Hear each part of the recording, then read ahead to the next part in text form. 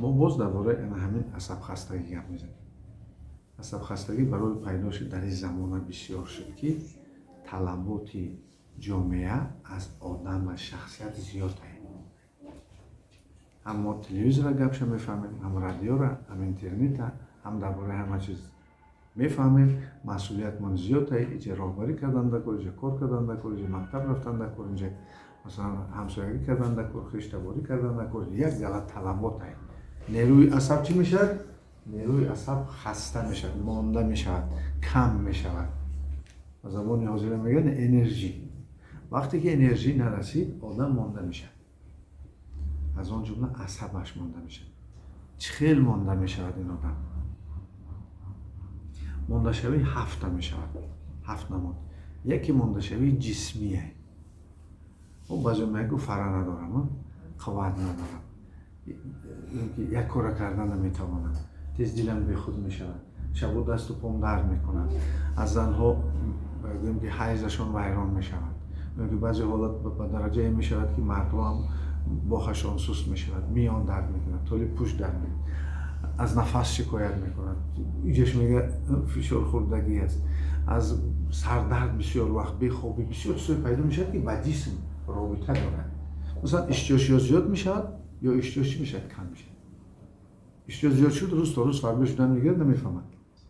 چون که یک بار هم خورد یکی کنکریت نمیخورد و کم هم خورد ارگانیسم که قوت فعالیتش کم است اون خوردگی را حل نمی کند یا که استفاده نمیبرد. برای ما بدن ما میبرد در همون تگ پوست جمع کردن میگیرد. مانده شوی دویم نمودی مانده شوی عصب. این چیست؟ این وقتی که احساس آدم خراب میشه. احساسش چیه؟ همین دوست داشتن نمیتونن، محبت کردن نمیتونن. حیران میشه که کسایی که نزدیکش هستن، خطیش هستن، میگه چرا من اینا رو دوست نمیدارم، چرا خطی اینو قهر میکنه، گیریش میبیره، بعضی وقت خندش میبیره، پروا نمیکنه. بعضی وقت از تبش ناخوش است، بعضی تبش مثلا بلند است از حد زیاد.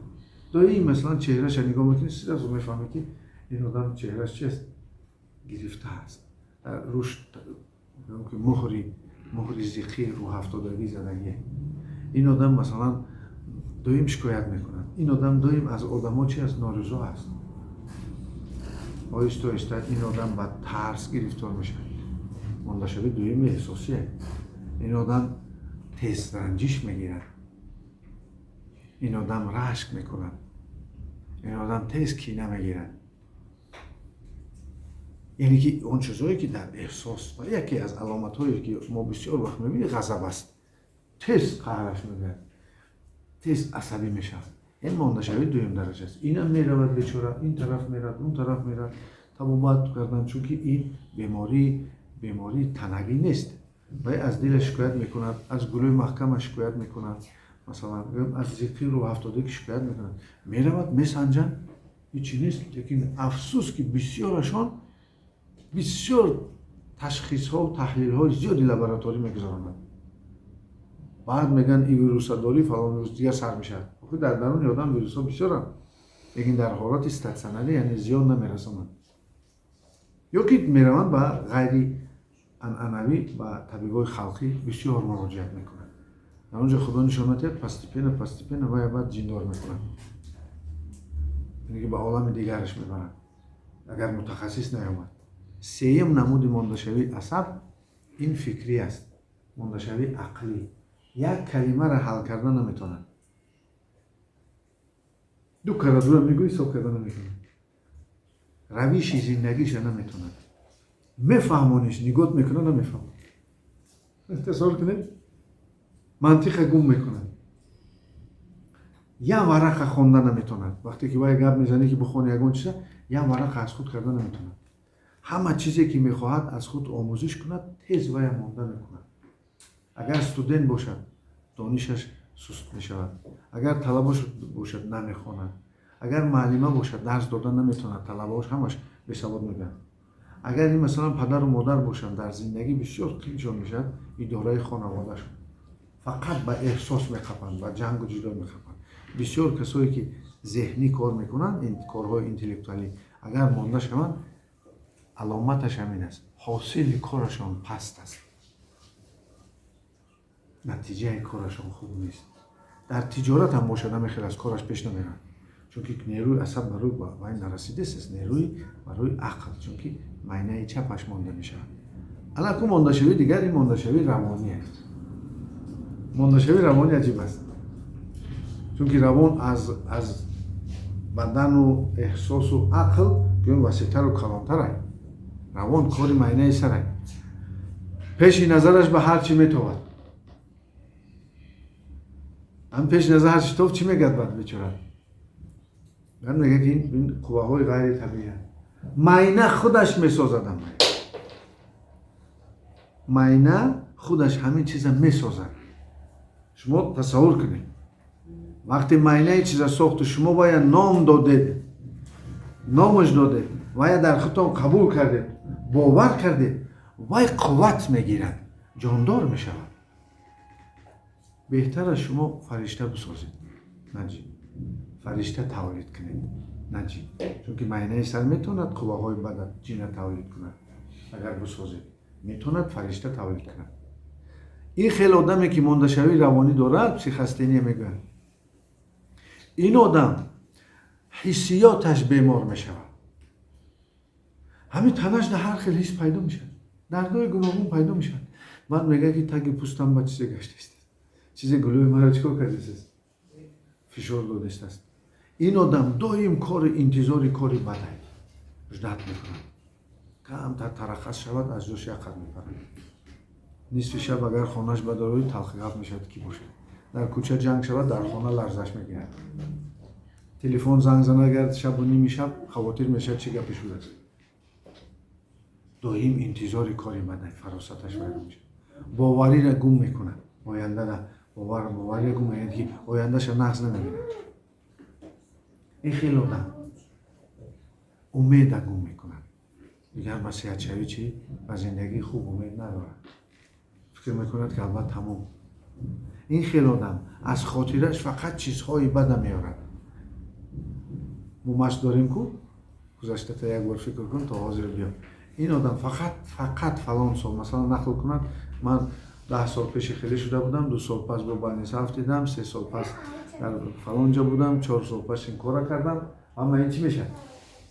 همه این از خاطرش فقط چیزهای بدنه. این آدم خوابش ویران میشه، این آدم خواب بینیش ویران میشه، بسیار خوابهای میبیند که بسیار ناراحت کنه و عموما بعضا چی؟ بعضا خواب نمیبینه، تماما خواب نمیبینه. این آدم درکش ویران میشه، دائم کسلی را در سر خودش میسازه و اون در بدن خودش جا میکنه. او بیماری که روز آمده بود گفت که من فکر میکنم که در سر من با تبر زدن. یاد دارید گفت که همین حسیاتی که همین گفت من حس میکنم که همین تبرزین در سر من زدگی، سر من 2 تا شده است. گفتن خیال بینه چه کار میکنه.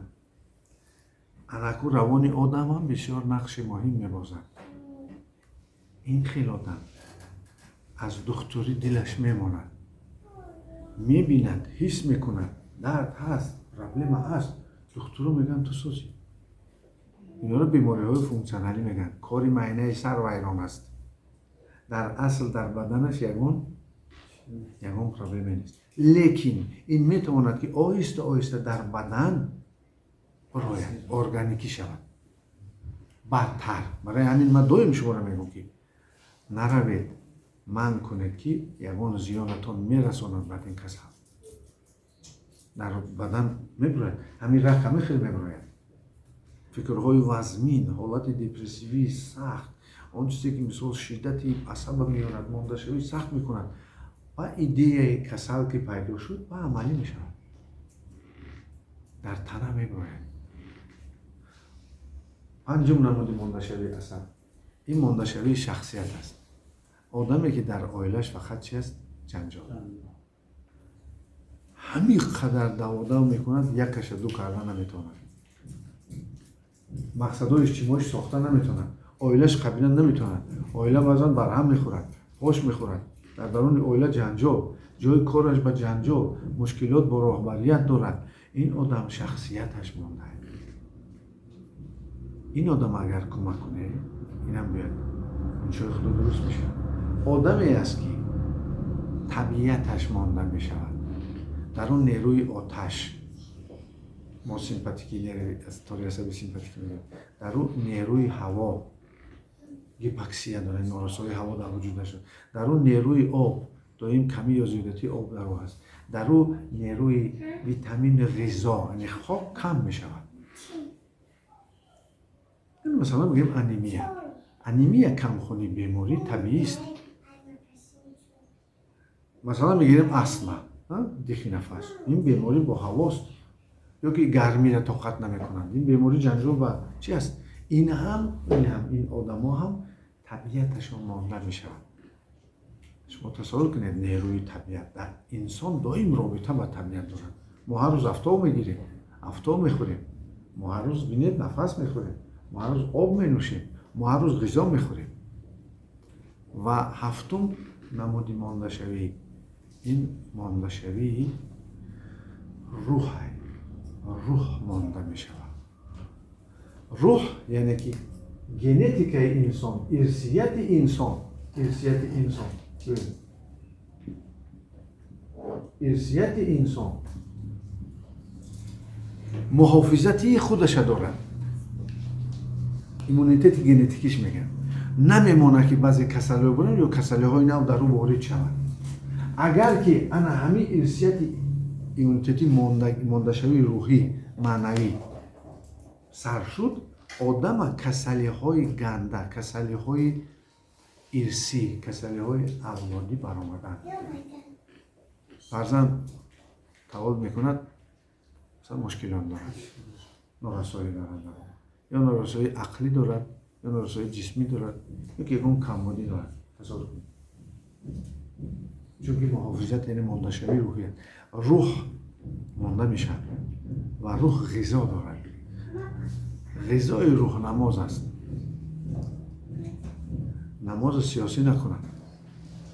این چیزی هست که غذا روح میتونه، روح انسان رابطه میکنند و موجهای لازمی در روح بیدار میکنند، چیزهایی که ما اونو میگویم تقدیر. تقدیری بد است، تقدیری نیک است. انسان خودش به عملها و کارهاش بیدارش میکند، از آن جمله با اونه که در همین ژنتیک ارثیت چی تاثیر میکنند. یکی از چیزهایی که بخواهید مانده شوی روحی نشوید، نسلتان از یاد نرسانید. شما دوست است معنویات داشته باشید، در زندگی مقصد داشته باشید، معنی زندگیتان یابید. معنی زندگی، من برای چی زندگی میکنم؟ من در برابر خودم مسئولیت دارم، در برابر نزدیکا و دوستانم، در برابر شاگردانم، در برابر مردم و فرهنگ ملیم، در برابر جمعیت و دولت و وطنم، در برابر طبیعت و در برابر خدا من مسئولیت دارم. یک مسئولیتی به دوش دارم. همین ها را شما درست کنید، معنویات شما می شود. معنی زندگی. اون وقت در ژنتیک شما، ارثیت شما مشکلات پیدا نمی شود. انشای خدا. امروز مانده شویی که گفتیم خبری خوش به شما، بشارت به شما که این بیماری ها انشای خدا تبابت شوند. اگر ما با شما یک جای مهنت کنیم، مانده شویی که برهم خورد، بیماری های بدنی سوماتیکی کم میبراید، مشکلات تقدیری کم میشود، زندگیتان رنگ دیگر میگیرد، شما به مقصد میشه، شما از زندگی چیزهای خوب میگیرید و این از خوشبختی انشاءالله میرسید.